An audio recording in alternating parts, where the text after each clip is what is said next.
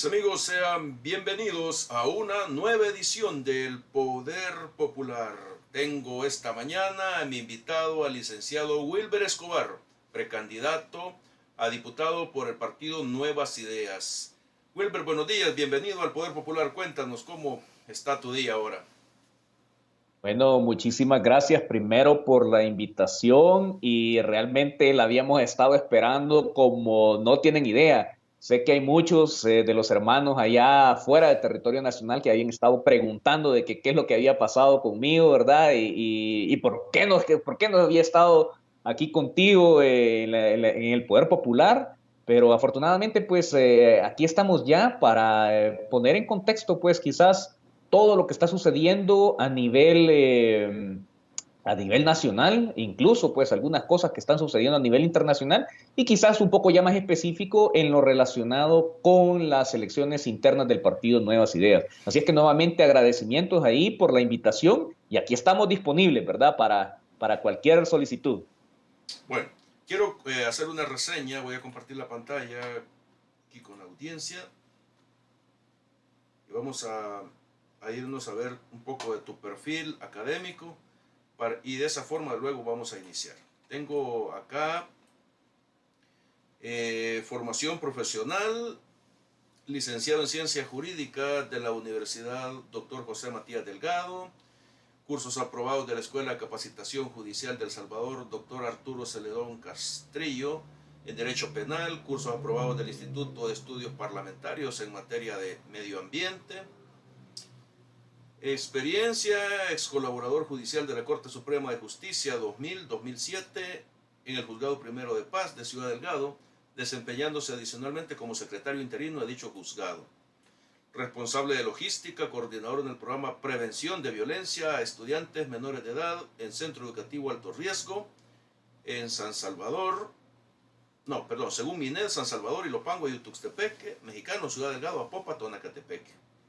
Coordinador de la segunda fase de capacitación en prevención de violencia, comunidades, incluyendo padres de familia de los alumnos beneficiados. Supervisor general Solution, a cargo de la inspección y relaciones públicas en hospitales, clínicas y médicos particulares en el departamento de San Salvador, Sonsonate, Cabañas y San Vicente. Supervisor general y asesor legal del proyecto Expansión Gluteno SADCB, consultor legal, analista político, fundador del Movimiento Sociales, cuya intención reiterada es a capacitar a ciudadanos en materia de política. Es colaborador técnico encargado de elaboración y análisis jurídico de las leyes de la Asamblea Legislativa, cubriendo las siguientes comisiones legislativas: política financiera, justicia y derechos humanos, reformas electorales, constitucionales, medio ambiente, familia, niñez, adolescencia, adulto mayor y personas con discapacidad. Áreas de práctica: derecho penal y procesal penal, derecho común y procesal de familia, seguridad, prevención de la violencia, capacitación política de juventud y afiliados de Nuevas Ideas, idiomas español e inglés. Bueno, la verdad que un buen currículum de tu vida.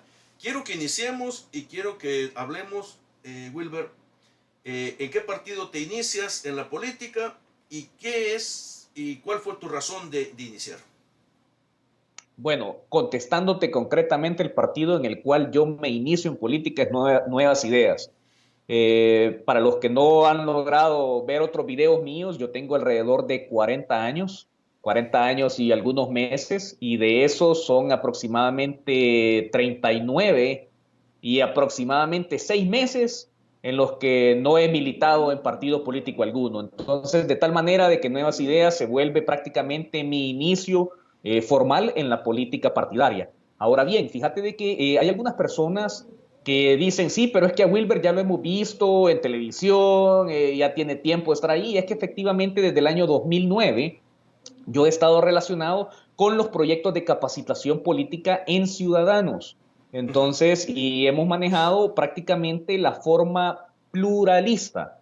Si tú te das cuenta, en Nuevas Ideas, te vas a encontrar con diferentes personas de diferentes partidos políticos que han logrado de una u otra manera empezar a cambiar la forma de hacer política dentro del país.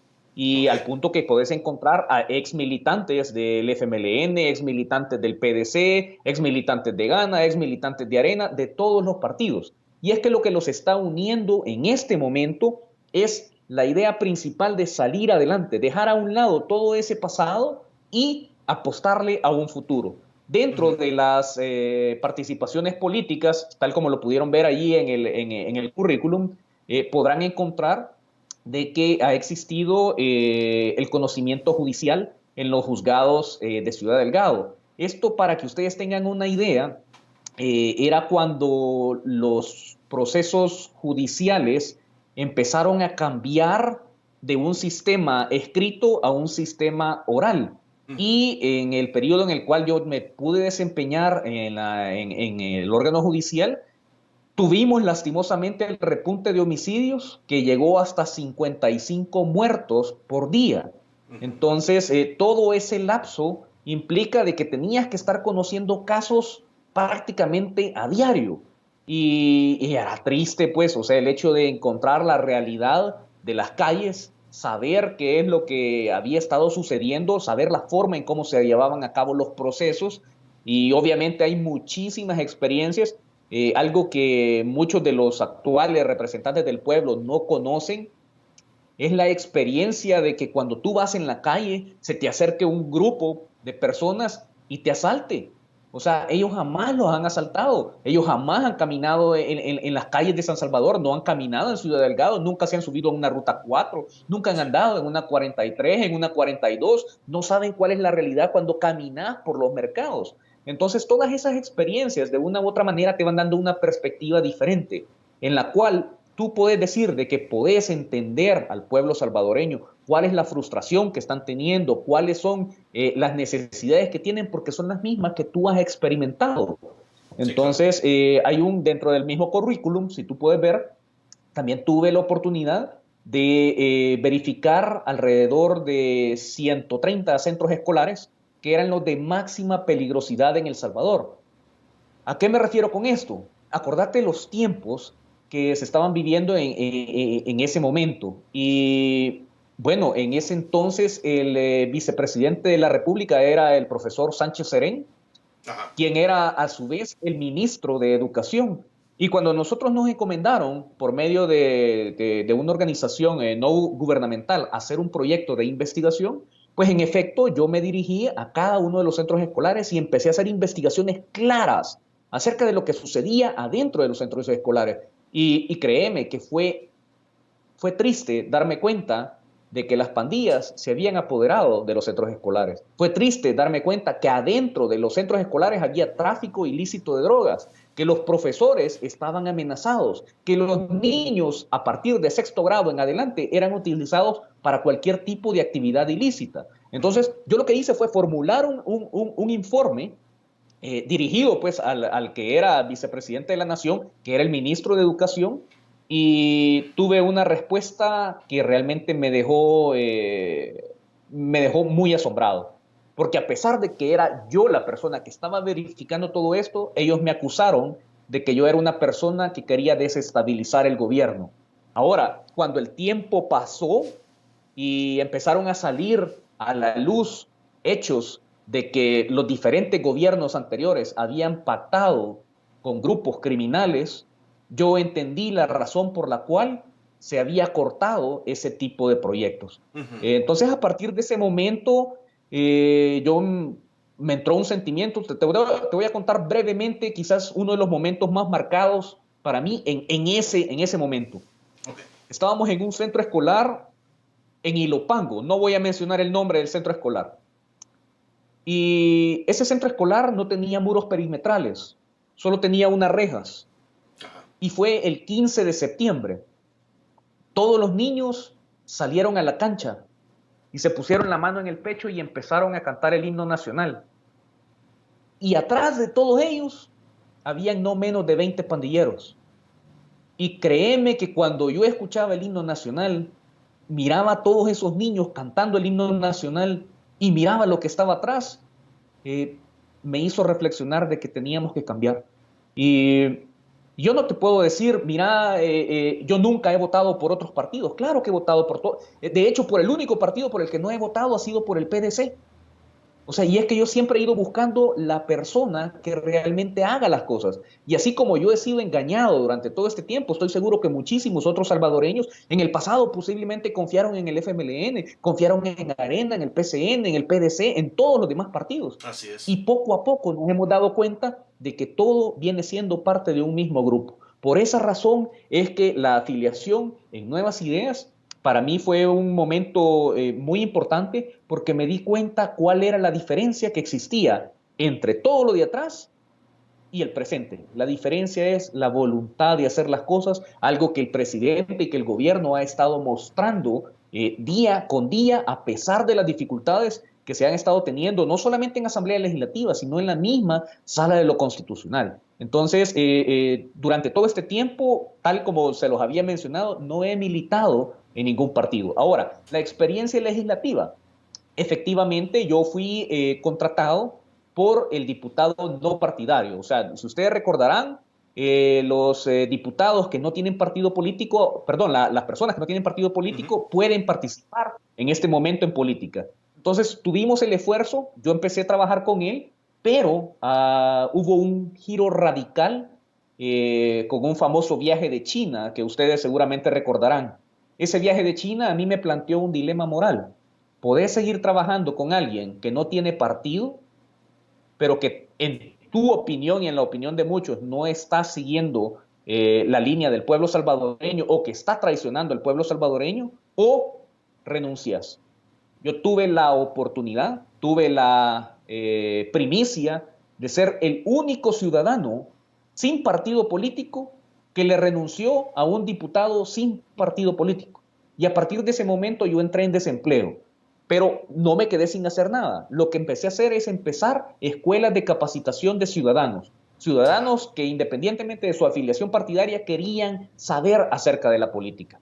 Y eso me valió el hecho de que más adelante en el tiempo, por recomendación de algunas personas que no puedo mencionar, se me hizo el contacto para poder abordar la política legislativa bajo el apoyo que se le estaba dando a la diputada Felisa Cristales, una diputada que ustedes saben que había estado en un proceso de sanción disciplinario, incluso en las cuales se amenazaba hasta de expulsión por estar dando apoyo al presidente Bukele. Entonces, efectivamente, yo presté mis servicios profesionales que consistían en lo siguiente: analizar ley, plantear reformas, hacer ley y acudir a comisión. Y en eso se resume la experiencia. Esas oportunidades son las que me permitieron conocer cómo se hace todo lo ilegal adentro de Asamblea Legislativa. Y eso es lo que hemos estado tratando de dar a conocer a toda la población para que sepan los puntos en donde se debe de cambiar la política nacional. Así que eso es lo que te puedo contar. A partir de, por cierto, ya no trabajo más en Asamblea Legislativa para los que estaban consultando. Yo también renuncié con mi afiliación a Nuevas Ideas. Es decir, en el momento que yo me afilié a Nuevas Ideas, yo decidí simplemente salir de Asamblea Legislativa y dedicarme a diferentes escuelas de capacitación adentro del partido. Estas escuelas las hemos tenido en Soyapango, las hemos tenido en San Salvador, en Nahuizalco, y lastimosamente por motivos de la cuarentena ya no la pudimos continuar en Santa Ana y en Sonsonate. Pero esperamos pues que ya cuando todo esto pase poder retomar y poder seguir dando el apoyo, ¿verdad? Bueno, te quiero preguntar ahora, Wilber. Tengo entendido de que el partido, cuando tú te afilias a, buscas como precandidato, te pide un suplente. Me gustaría Es correcto. Perdón.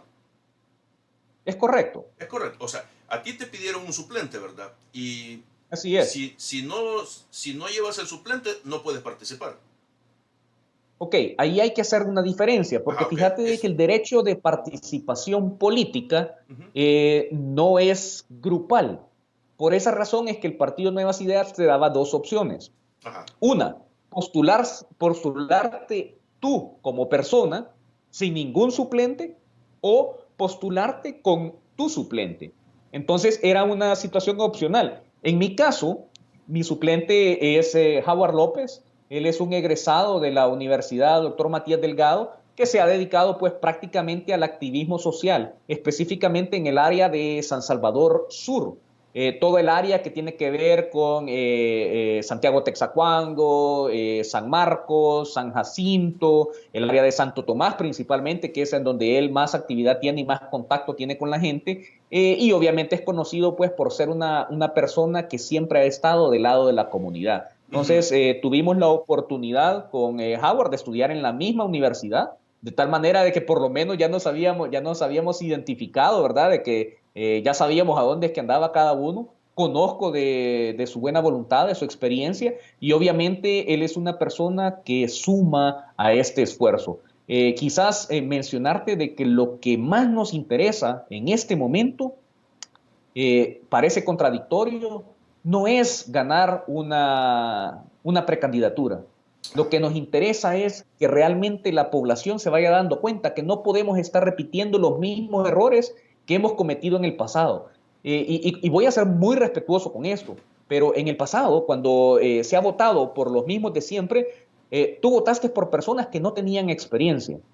Votaste por personas que a duras penas habían cursado segundo grado. Sí. Votaste por personas que eran deportistas destacados que no sabían nada de hacer leyes. Votaste por locutores de radio, por periodistas, por odontólogos, por un montón de personas que al final no podían cumplir con la función de hacer leyes. Y esa es la razón por la cual si no tienen el conocimiento, tienen que contratar a 50 asesores para que les expliquen cómo hacer un artículo, ¿verdad? Entonces, la idea es marcar una clara diferencia, reconocer de que todos tienen el derecho de participación, pero que no todos tienen en el fondo la capacidad de hacer algo. ¿Tú le confiarías una operación de corazón abierto a un zapatero?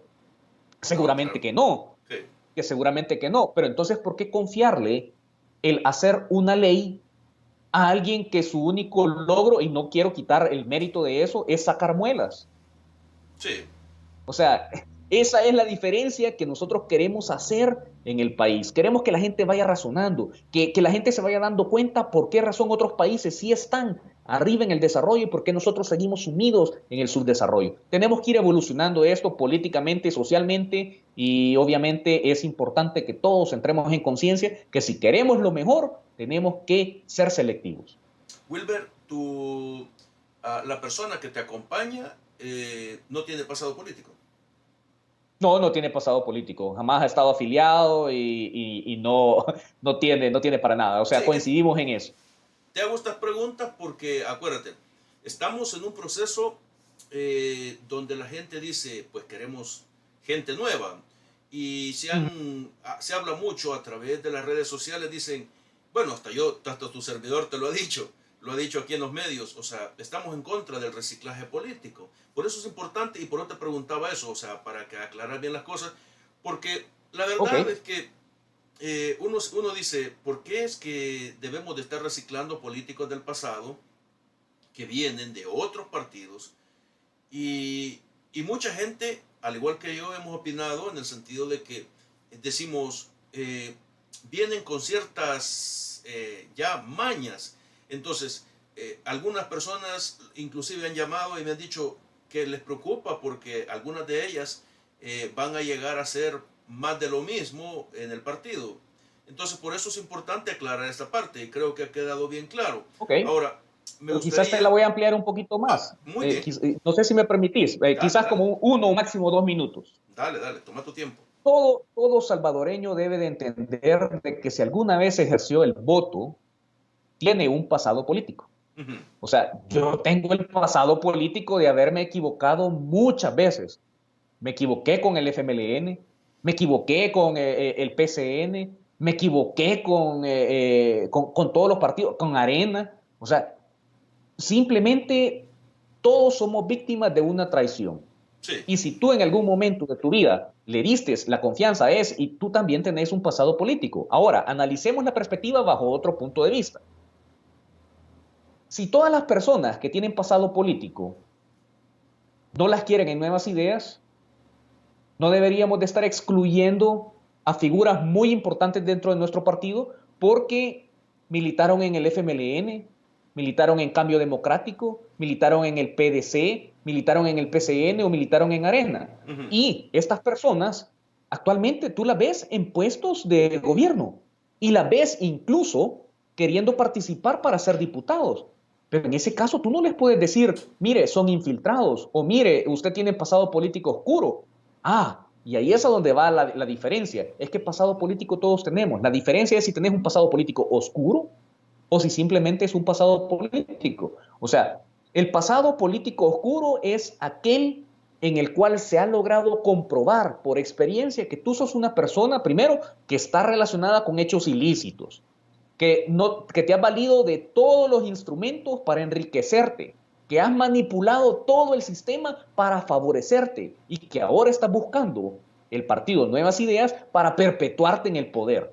Eso es un pasado político oscuro. Pero vaya, yo estoy seguro de que muchos de ustedes, salvadoreños en el exterior, seguramente llegó, no sé, qué sé yo, Hugo Martínez o el señor Callejas, y ustedes le dieron el apoyo. Entonces, incluso hay algunos que salieron en fotos con ellos. Y eso no significa de que ustedes tengan un pasado político oscuro. Significa que simplemente fueron engañados. Ahora, hay que hacer la diferencia. ¿Qué pasa con aquellas personas que sí estaban afiliadas y que misteriosamente se desafiliaron un día y al día siguiente aparecieron en Nuevas Ideas? Bueno, ahí es donde la población tiene que hacer su investigación y tienen que determinar si realmente lo hicieron porque se convencieron durante todo este tiempo de que las opciones que ellos habían apoyado en el pasado no eran las correctas o si lo están haciendo por oportunismo.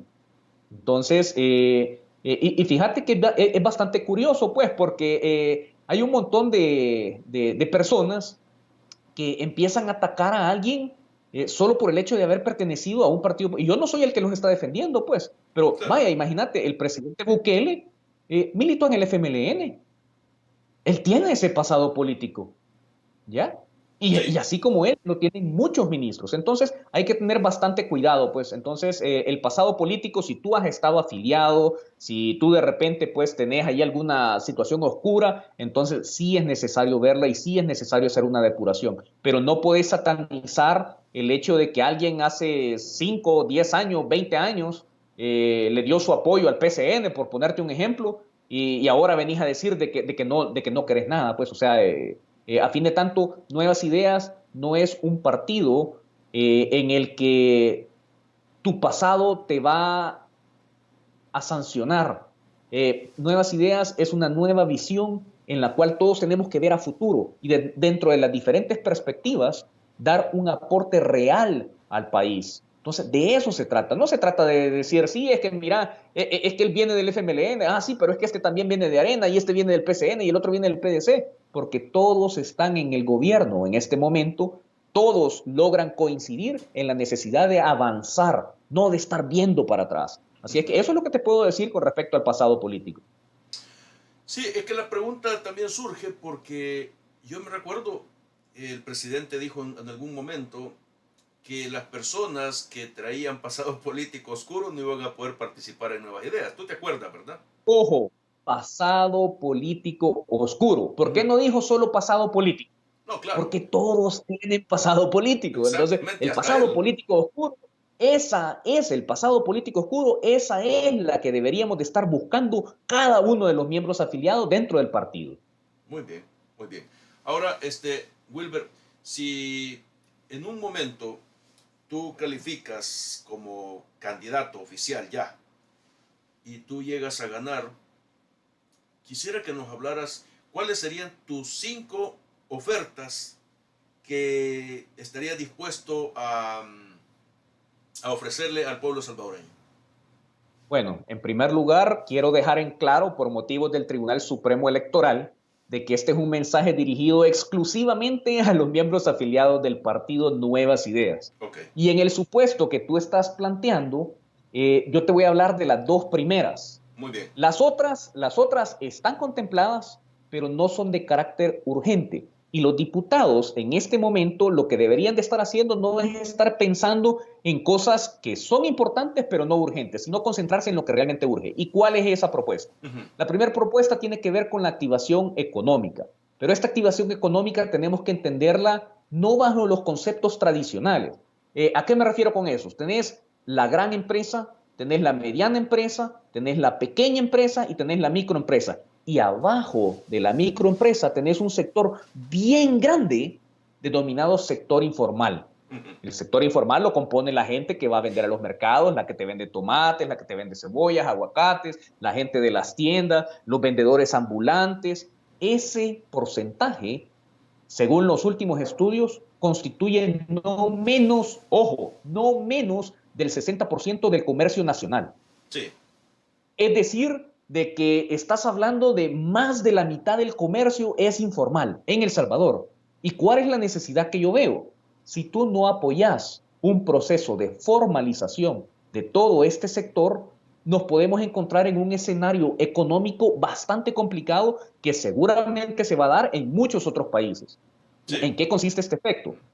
Consiste en que si la gente, la mayoría de la población, no tiene acceso a dinero, no tiene acceso a crédito, no activa su comercio, lo más seguro es que no va a haber dinero en efectivo. Y si no hay dinero en efectivo, nadie le va a poder comprar a cualquiera de todas las empresas que están de este lado, desde la grande hasta la micro.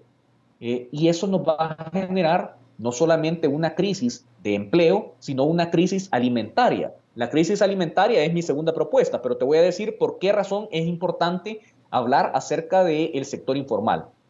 Tú sabes que, porque, bueno, yo sé que todos ustedes lo recordarán, que cuando tú vas al mercado, o sea, para los que nunca han ido al mercado, para que vean de que yo sí he andado caminando en los mercados, encontrás a las señoras con sus delantales. Y sus delantales, ellos tienen, pequeñas divisiones. O sea, una bolsita para pagar la deuda, otra bolsita para el alimento el día siguiente, otra bolsita para lo que van a comprar el día, y de ahí otra para gastos adicionales. Entonces, y poco a poco la van llenando. Pero todos los días ellos tienen que pedir prestado dinero y se lo prestan a los usureros, a los famosos prestamistas. Sí. Yo pongo un ejemplo, si en una situación la señora le dice, mire, fíjese que necesito $100 al final del día, yo tengo que devolver los $100 porque sí, es diario, y le tengo que regresar $20 adicionales de interés. Imagínate eso, lo que significa en el mes.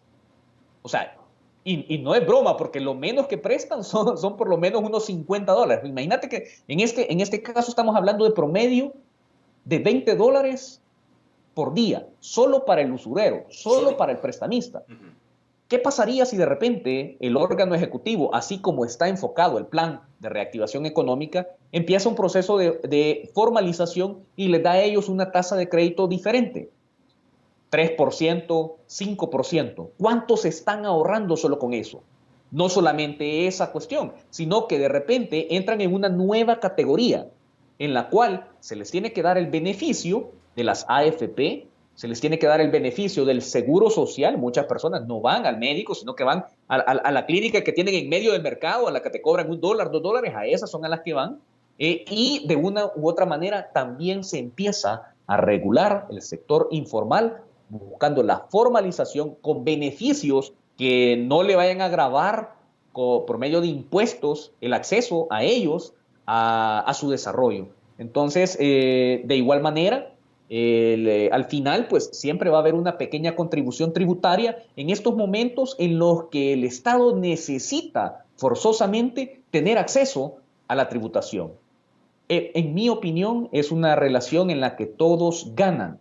O sea, ganan ellos porque tienen más beneficio, ganan ellos porque a pesar de ese beneficio les das seguro, les das AFP y para variar ellos ayudan a las finanzas del Estado. Ahora, la segunda propuesta tiene que ver con el desarrollo de la agricultura y la ganadería. Y yo entiendo de que muchas personas te van a decir, pero Wilber, si es que esas no son las propuestas más populares. Las propuestas más populares son meter a la cárcel a todos los dipurratas, o son de repente las más importantes son quitarles el fuero o quitar los asesores. Yo les quiero decir lo siguiente, todas esas propuestas están contempladas, pero los candidatos, los precandidatos y los diputados no deberían de actuar por lo que va a ser más popular, sino porque lo que realmente va a ser necesario para el país. Y una de las visiones que yo tengo es iniciar un proceso de reactivación del sector agrícola y ganadero. No solamente de esos dos, sino también del sector de agua. Y ahorita te voy a desarrollar la idea.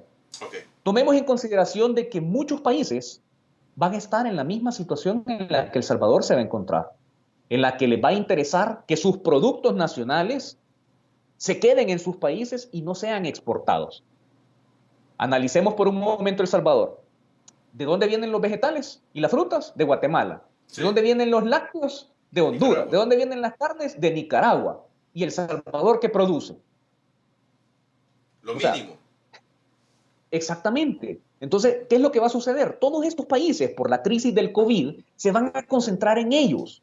Y de una u otra manera nosotros tenemos que empezar a ver la forma en cómo subsistimos. Porque imagínate que no se dé una reactivación económica como la que yo estoy proponiendo. Imagínate que por alguna razón, sea por bloqueo de asamblea o por bloqueo de la sala, imagínate que no se da. ¿Qué va a comer la gente? Por esa razón es que la propuesta es una activación. Y con esto a lo que me refiero es a planes concretos de recuperación del sector agrícola. Empezar a dar beneficios, empezar a dar esos créditos necesarios para que la gente empiece a producir.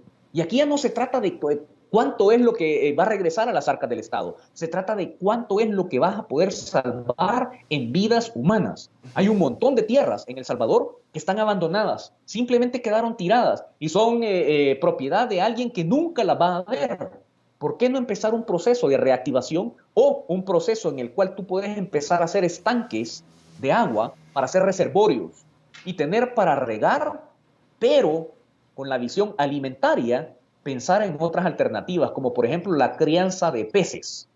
¿Ya? Yo sé que para muchos les va a sonar así como, no hombre, pero es que mira, ¿cómo lo vas a hacer en las montañas? En las montañas se da, se da. Si ustedes van a Chalatenango, pueden encontrar ahí por el lado de Agua Caliente, antes del desvío, van a encontrar una laguna artificial, en donde ellos se han vuelto los principales productores de peces en Chalatenango.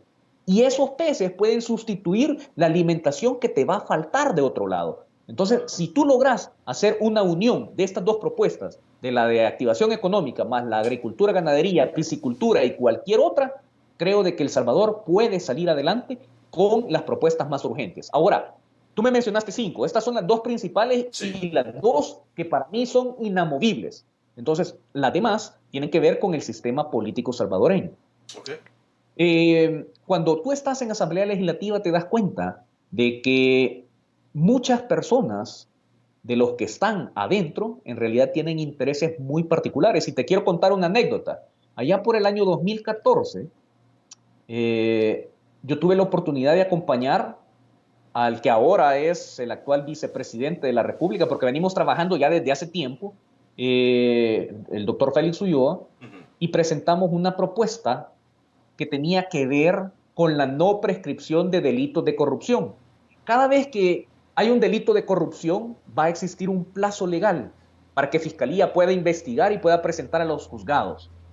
Pero en la práctica lo que sucede es que ese periodo termina y curiosamente, un año o un par de meses después se dan cuenta que existía esa irregularidad. Y cuando la presentan al juzgado, el juzgado te dice, lo siento, pero fíjese que ya pasó su plazo y la persona es inocente.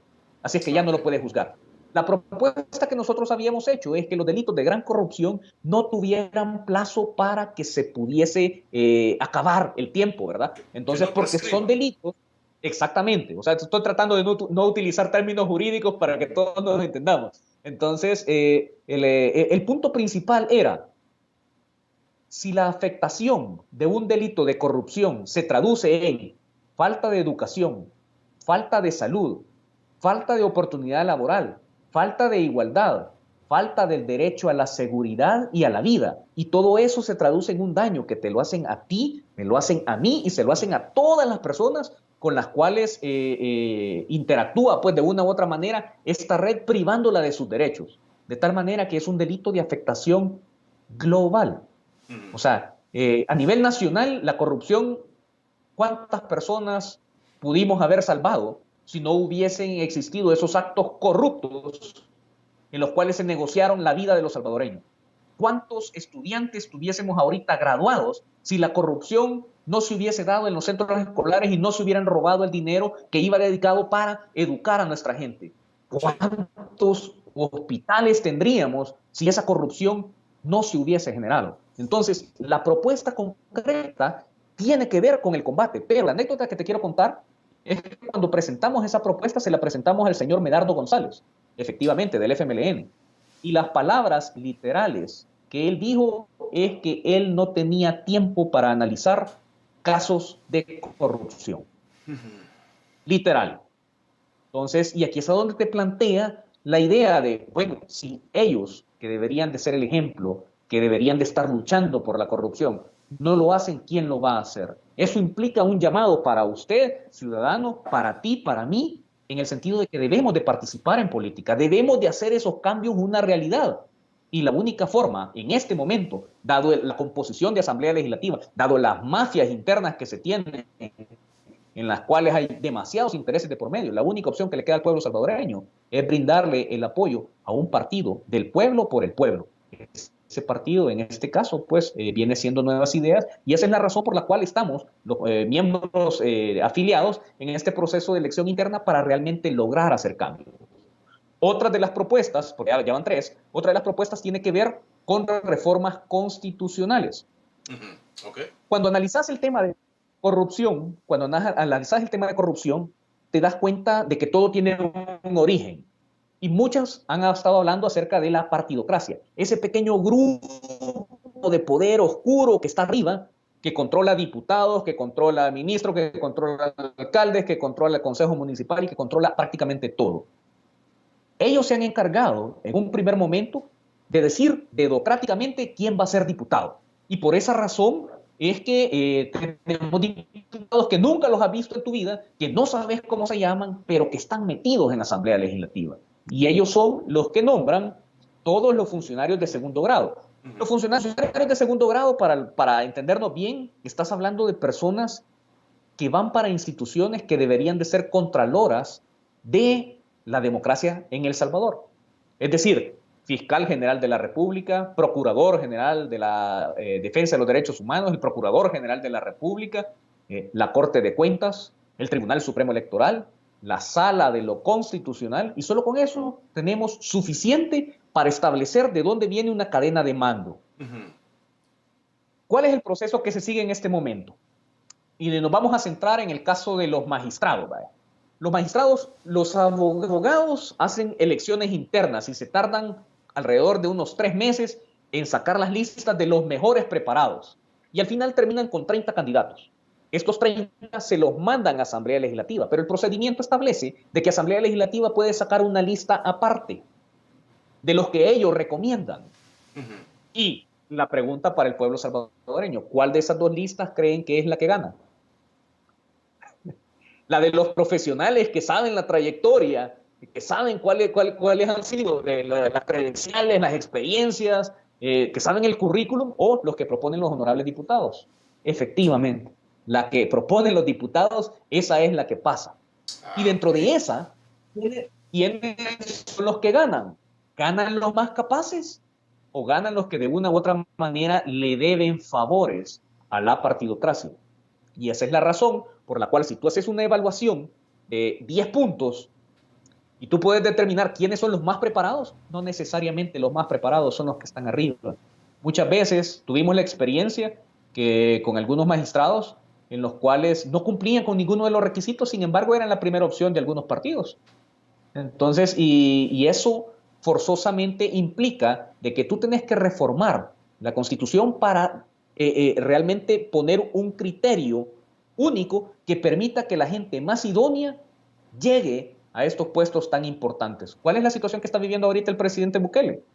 Una alianza entre Asamblea Legislativa y Sala de lo Constitucional. Pero ¿y qué pasaría si la sala fuese independiente? Lo más seguro es que a este momento yo hubiese dicho, el presidente tiene razón en darle prioridad a la salud y a la vida de los salvadoreños antes que al interés de todos estos financistas. Entonces, esa es otra propuesta que se tiene. Una adicional tiene que ver con la regulación del fuero. Yo entiendo, créeme que entiendo que muchas personas te tienen que decir, mire, sí, es que lo popular es decirte, es que todos quiten el fuero. Pero el fuero, de una u otra manera, es una garantía que ha dado, en este caso, las leyes, para que no cualquier persona pueda acusar a un diputado con el fin de entorpecer la función legislativa. Históricamente, le solicito a usted que me está escuchando que, que le ponga atención a la historia de todo esto. En el pasado, en los orígenes de la República de El Salvador, se daba el caso muy particular, en la que cada vez que existía una votación en la que se necesitaba mayoría simple o mayoría calificada y que la oposición no quería de que se llevase a cabo una elección, se inventaban un delito para acusar al diputado. Que mire que este diputado no me ha pagado la cuota alimenticia del bebé y tal vez el bebé no era de él. Ajá. O que mire que me amenazó. Entonces lo que hacían era que lo sacaban, lo inhabilitaban y metían a un suplente y el suplente ya iba pisqueado y el suplente votaba a favor de los otros y al final no había una ley.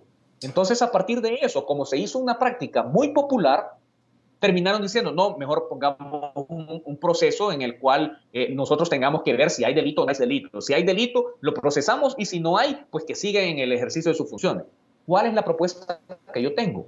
La propuesta es que el fuero debería de permanecer, pero no debería de ser analizado por los mismos diputados, porque te vas a encontrar con escenarios muy particulares, en los cuales un caso hipotético que yo siempre lo pongo, es el caso del pacto con las maras o pandillas. Te vas a encontrar con videos que incriminan presuntamente pues algunos políticos. Te vas a encontrar con grabaciones, te vas a encontrar con audios, te vas a encontrar con fotografías, te vas a encontrar con resoluciones de jueces, te vas a encontrar con un montón de cosas. Pero cuando llega a la Asamblea Legislativa, la Asamblea te dice, esos no son indicios. Así es que no, la propuesta concreta es mantener el fuero, pero regular el proceso de antejuicio, en donde jueces especializados en la materia, imparciales, con el apoyo de la academia y de la sociedad civil, determinen objetivamente si hay posibilidad de un delito o no.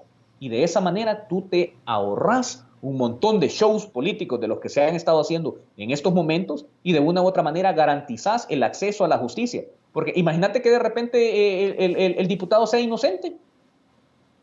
Hay que darle la inocencia, pero si es culpable, entonces que se vaya a los juzgados, que se vaya a los tribunales y que responda por sus hechos. Esas serían en el fondo pues algunas de las propuestas. Como te repito, tengo muchísimas propuestas más que oportunamente pues las podemos comentar, pero si no te quito ya más el tiempo. No te preocupes. Mira, te quiero preguntar, si tú ganas la diputación por el departamento que tú vas, ¿tú estarías dispuesto o los diputados de Nuevas Ideas le aprobarían todo lo que pida el presidente? Fíjate de que hay que entender la independencia de órganos del Estado, en primer lugar. Entonces, cuando logras entender de que todos los órganos deben de trabajar para un mismo fin, sí, pero que son independientes, entonces empezás a tener diferentes tipos de respuesta. Porque, por ejemplo, el órgano ejecutivo te puede proponer algo que sea buenísimo, pero tú en el camino puedes tener una idea que pueda complementar el proyecto del ejecutivo. Y tú estás en la libertad de decir, mire, sí, estoy de acuerdo con esto, pero agreguémosle esto. O de repente, si de parte de las propuestas del ejecutivo hace falta algún punto a legislar, pues tú podés meter ahí la representación del pueblo salvadoreño y dar una opinión diferente. Ahora, entendamos lo siguiente, lo que ha sucedido durante todo este tiempo es, y me refiero a este periodo, es que las prioridades han sido diferentes. Sí. La prioridad del gobierno ha sido realmente llegar a la gente, llegar al ciudadano, potenciar al mismo ciudadano, pero la forma en cómo está haciendo política, tanto Asamblea Legislativa como otros órganos, en realidad plantea un conflicto que ya va más enfocado a lo electoral, a sus intereses. O sea, ellos saben de que están casi que por salir y de una u otra manera prefieren hacerse kamikazes en vez de buscar el desarrollo del pueblo. Entonces, los diputados electos deberían de ser independientes, pero coincidentes en la visión de construir en un mismo sentido, ¿ya? Entonces, no es que le vas a decir que sí a todo, no es que le vas a decir que sí, pero sí que vas a tener la voluntad de encontrar las soluciones que sean favorables al pueblo salvadoreño. Y hasta este momento, el presidente Bukele no ha dado indicio alguno de no querer trabajar por el pueblo salvadoreño, de tal manera de que yo creo de que todos los miembros del partido, todos los miembros afiliados y futuros diputados, todos coincidirán en que el camino que se está siguiendo en este momento para El Salvador es el camino correcto y obviamente que van a contar con todo el apoyo de no solamente del partido, sino de las personas electas para lograr esos fines que todos como salvadoreños estamos anhelando a tener. Así es que eso es lo que te puedo decir ahí. Ok, te quiero preguntar ahora, Wilber, ¿estarías apoyando reformas a la Constitución de la República? Porque eso es un tema engorroso, ¿no? Me gustaría escuchar tu opinión porque decimos a veces, la gente dice, hey, pero es que tal cosa no procede porque la Constitución lo avala de que no se puede hacer. O por ejemplo, el caso de que la gente muchas veces, y tú lo has escuchado y todos lo hemos escuchado y hemos dicho, se ha dicho muchas veces, queremos que el presidente Nayib Bukele vuelva a ser reelegido otros 5 años más. Obviamente la Constitución de la República no lo permite. Aparte de eso, que hay un artículo de la Constitución donde dice que las personas que promuevan el que un presidente se pueda continuar en el poder pueden perder sus derechos constitucionales. Entonces me gustaría saber si estarías dispuesto a apoyar reformas constitucionales y a la reelección del presidente Nayib Bukele. Vaya, comencemos por la primera. Okay. Las reformas constitucionales no son el diablo, literalmente te lo tengo que decir. Reformas constitucionales han existido desde siempre. Y todas las constituciones del mundo, incluso hasta la que menos ha sido reformada, que tengo entendido que es la de Estados Unidos, ha tenido reformas. Okay. Y no podés satanizar, no podés decir de que es malo el hecho de actualizar la normativa que tiene El Salvador. Recordemos en qué tiempo fue elaborada la Constitución de la República. Estábamos hablando, para ese entonces yo tenía 4 años. Okay. O sea, yo lo que entendía era de juguetes y sopopos de mayo cuando todavía salían. Pero esos eran tiempos de guerra. Eran tiempos en los que los golpes de Estado estaban a la orden de la esquina. Sí. Eran tiempos muy complicados. Y yo le quiero hacer la pregunta al pueblo salvadoreño. ¿Creen de una u otra manera que hemos evolucionado desde 1983, desde los 80, hasta el año 2020? Yo creo que sí. Yo creo que hemos evolucionado. Y creo que hemos evolucionado muchísimo. De tal manera de que no es malo el hecho de plantear algunas reformas constitucionales. Por ejemplo, la propuesta que te estaba hablando yo acerca del combate a la corrupción, de la no prescripción, de que el plazo no cuente, esa es una reforma constitucional. ¿La ves necesaria o no la ves necesaria? No me respondas. O sea, en mi opinión, es una reforma necesaria. Regular la forma en cómo se eligen los magistrados no debería de ser una reforma constitucional necesaria también. Claro que lo es, porque si no la misma partidocracia va a seguir metiendo todos sus secuaces. Garantizar derechos de las minorías, y en este caso yo estoy seguro pues que lastimosamente ellos no me pueden escuchar lo que estoy diciendo, pero si todas las personas son iguales ante la ley, ¿por qué una persona sorda tiene que tener la lengua oficial forzosamente como castellano y no puede tener su propia lengua oficial? ¿Ya? La lesa, la famosa lesa. Sí. ¿Por qué no reconocer los derechos de los pueblos indígenas? ¿Por qué solamente hacerlo en una ley secundaria? ¿Por qué no garantizar ese derecho a la igualdad? Entonces, claramente vamos viendo de que el proceso de evolución política, social en El Salvador ha ido evolucionando y que tenemos que adecuar muchas otras cosas. Entonces, creo yo de que las reformas constitucionales sí va a ser necesario darle un montón de análisis. Ahora vamos a lo que tú estabas mencionando. Fíjate de que un punto medular de la campaña en contra del presidente Bukele ha sido decir de que él se quiere perpetuar en el poder. Pero te voy a hacer un análisis bien breve. Los alcaldes y los diputados, ¿cuántas veces se pueden reelegir consecutivamente? Las veces que ellos quieran. Las veces que quieran. ¿Por qué? Y te planteo la pregunta.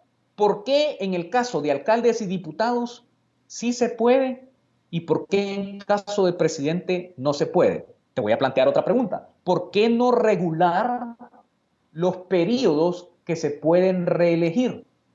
¿Por qué no dar un cambio en la forma de hacer política, permitiendo que otras personas que tal vez tengan mejores ideas y que puedan hacer un mejor trabajo, puedan postularse y puedan ganar. ¿Ya? ¿Por qué no hacer ese cambio? ¿Por qué no analizar eso? Ahora, cuando te mencionaba de que la estrategia de algunos partidos políticos en decir de que, uy, que sí, ahí viene y que se quiere reelegir indefinidamente, realmente yo creo que es más una falsedad y una forma en la cual intentan meterte miedo.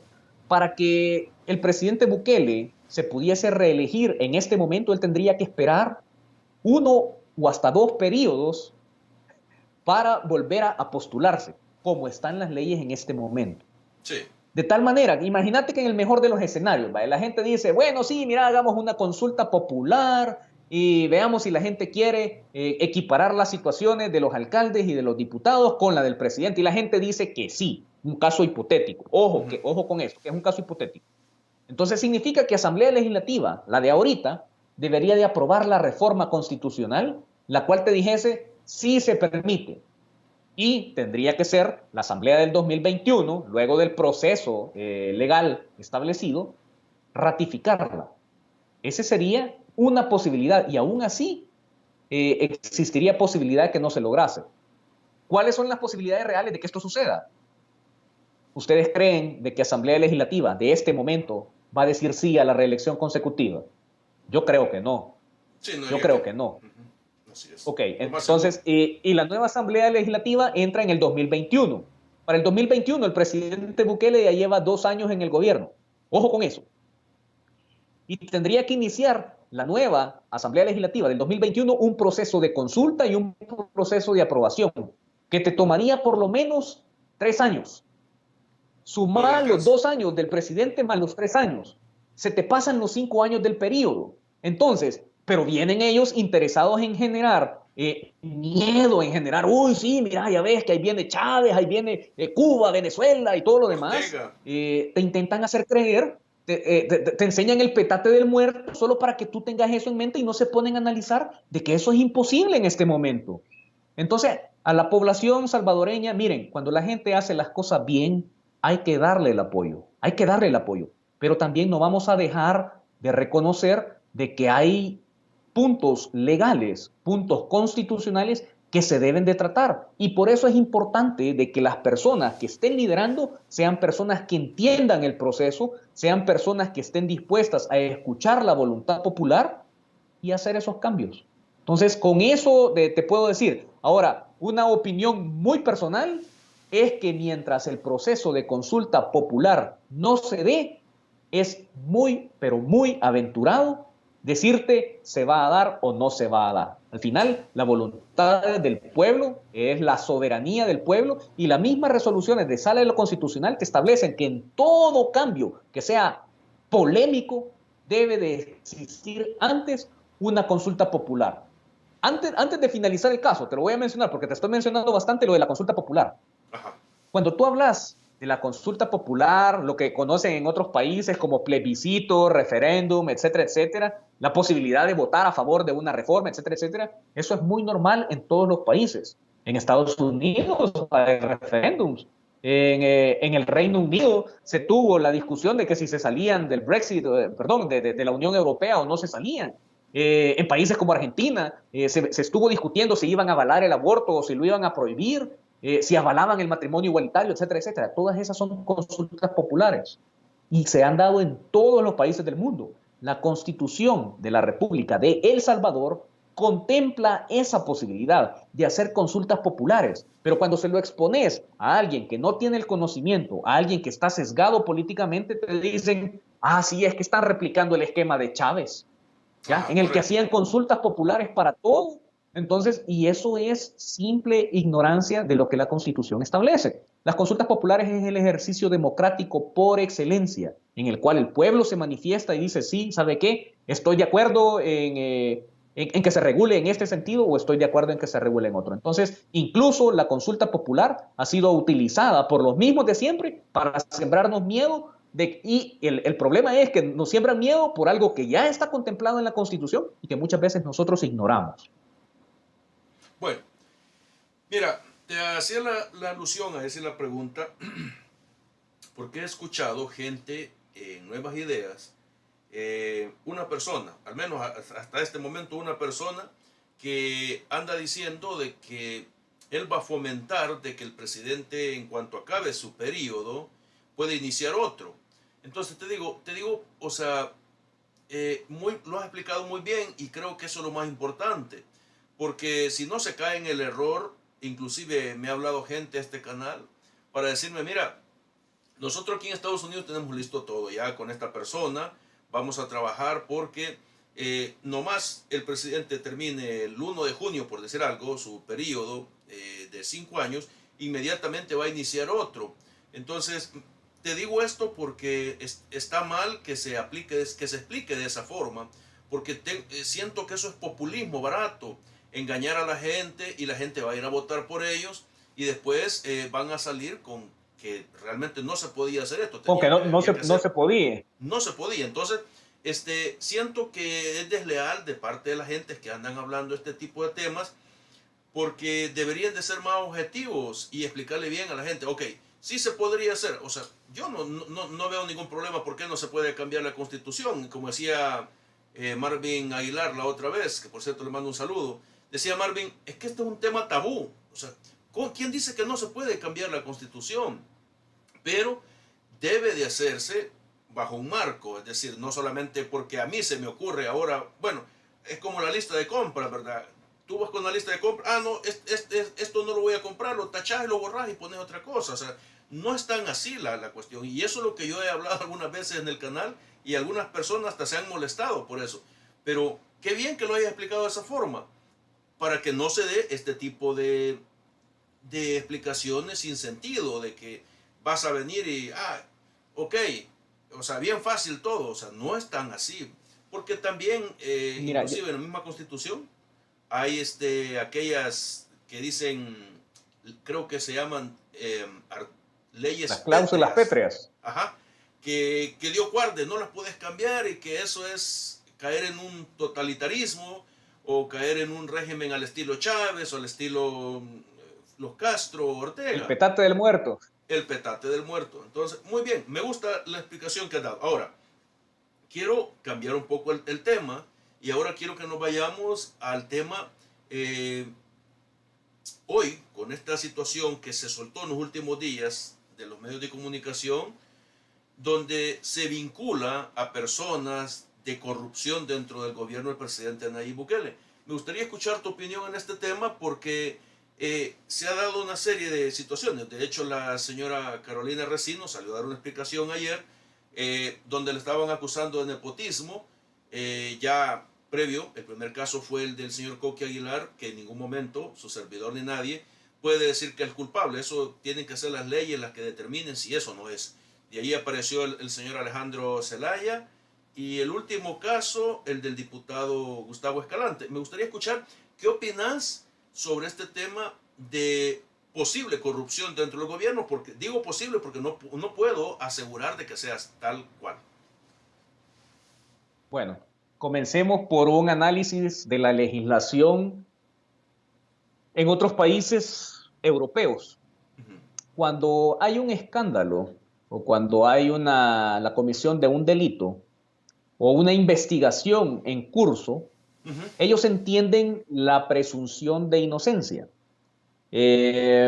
Traducido pues para todos aquellos que están en diferentes territorios fuera del nacional, eso es como cuando la policía agarra a alguien, no lo muestran como condenado, sino que lo muestran como un proceso de investigación. Pues específicamente en el caso francés, existe una ley que te impide de que tu rostro salga en todos los medios de comunicación cuando se ha iniciado un proceso de investigación y que se trate con mucha cautela, porque un proceso de investigación no necesariamente significa de que tú seas culpable o que tú seas inocente, pero se entiende de que la población lo que le gusta es el morbo.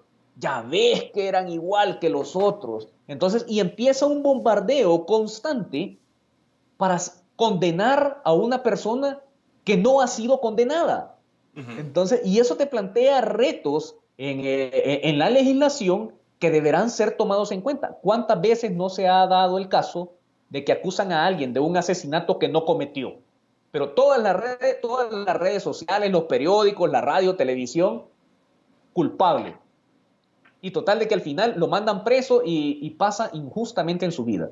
Entendamos en un primer momento, ya entrando en el caso que planteaste, de que todos estos son procesos de investigación y que se está marcando una clara diferencia de cómo se hacían las cosas antes.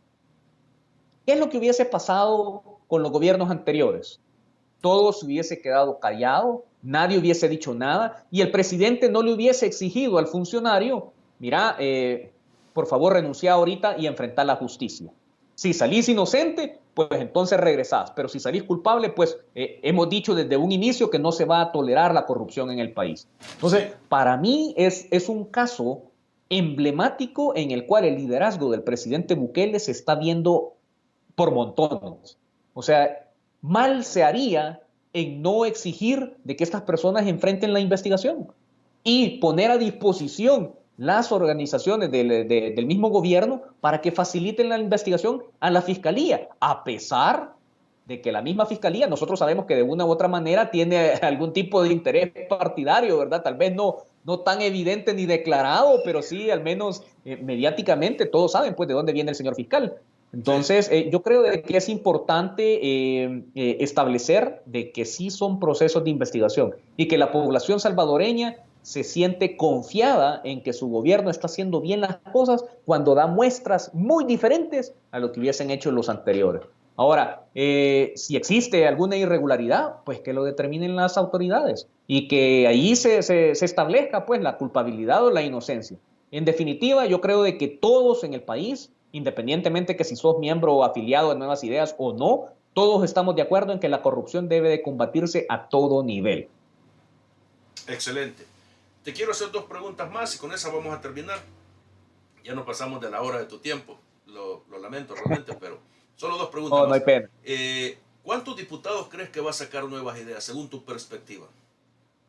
Mira, fíjate que yo no tengo un número concreto, pero sí estimaciones, que lo menos que se va a sacar son 43 y el máximo, o sea, los dos son los extremos. El caso más bajo va a ser 43 y el caso más alto, en mi opinión, van a ser 60. 60. Excelente. Y la última que te quiero hacer y que se le he hecho también a Marvin y también se la voy a hacer a todos los que pueda entrevistar. Acá decimos, ¿por qué el pueblo salvadoreño cuando va a pedir un empleo tiene que pasar la prueba del polígrafo? ¿Tú te sometieras a la prueba del polígrafo, Wilber? No tengo ningún problema, no tengo ningún problema en someterme a una prueba polígrafo. Aunque te voy a ser honesto, he revisado, porque incluso hice una investigación acerca de esto allá en países de Estados Unidos. No es 100% efectiva, pero no tengo ningún problema en someterme. Así es que no hay ningún problema con eso. Sí, no, te hago esto y tienes toda la razón, porque yo también he visto que no es tan efectiva y algún día cuando fuera el programa te voy a contar algo que vi por ahí una vez, pero sí tienes toda la razón, no es tan efectiva. Bueno, Wilber, quiero agradecerte, lastimosamente me quedaron unas preguntas ahí que ya no las voy a terminar porque tú tienes también tu tiempo y no quiero invadirlo. Espero que a ver si nos podemos conectar nuevamente para una segunda entrevista y hablar de diferentes temas. Quiero agradecerte por tu tiempo, te deseo éxitos en este deseo de legislar por el país.